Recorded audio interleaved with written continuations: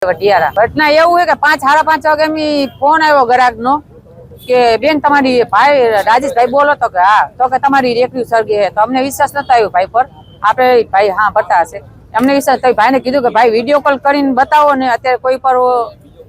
ક્યાં કારણે બોલાવે તો વિડીયો કોલ માં વાત કરી ભાઈ ભેગું કે તમારે ભાઈને કીધું કે ભાઈ તમે ભાઈને કે ઓલા શું કહેવાય ઓલા ભાઈ બિગર વાળાને બોલાવી દો ને ભાઈ ભાઈ અમને આવતા અમે ગૌતમનગર મોદી ભરા નિસારે ની જ રહી અને અહીંયા આવતા બે ભાઈ બિગર આવી ગયા હતા ઉલાવતા હતા પણ અમે આવીને જોઈને તો અમારો જીવ બળી ગયો કે આ શું આ ક્યાંય કેમ કેમ હેરગું 12 વાગે અમે અહીં ગયા 12:30 વાગે અમે બેઠા હોય વરસાદ હોય ને ચોમાસો હોય ઠંડી હોય શિયાળો હોય તમે અહીં બેઠા જ હોય તાપ કરીને ઓલું કરીને કે આમ ઠંડી હોય કે વરસાદ હોય તો અમે અહીં બેઠા જ હોય ખૂણામાં કે અમારે કે આ માલ અત્યારે તમે જો એક રેકડીમાં 15 20 આ 30-35 લાખની નુકસાની આવી છે અમારે ટકનું લઈને ટકનું ખાય દલાલાની મૂડી 6-7 લાખ રૂપિયા દલાલાની મૂડી થઈ ગઈ અમારે 10 રેકડી છે અમારે 10 રેકડીમાં બધી 10 રેકડીમાં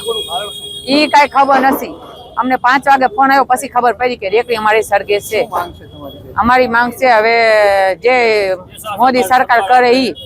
જે એમને સારું લાગે પણ અમારે નુકસાન ઘણી થઈ ગઈ અમારે અત્યારે ખાવું કે પીવું કે અમારે બધો સામાન લાવો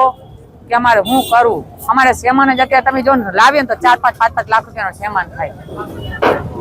ટોટલિંગ કાંટા બધી ટોટલિંગ વસ્તુ અમારે પૂરું જ થઈ ગયું છે આમાં કાંઈ વસ્તુ લેવાય એવું નથી બધું ફેંકી દેવાનું જ છે માલ તમે જોવો બધો સળગી ગયો છે એક માલ એમ નહીં કે આ બાકી રહી ગયું કાંટા રેકડીયું કે અમારી બધી વસ્તુ કે તગારા બધું પૂરું થઈ ગયું છે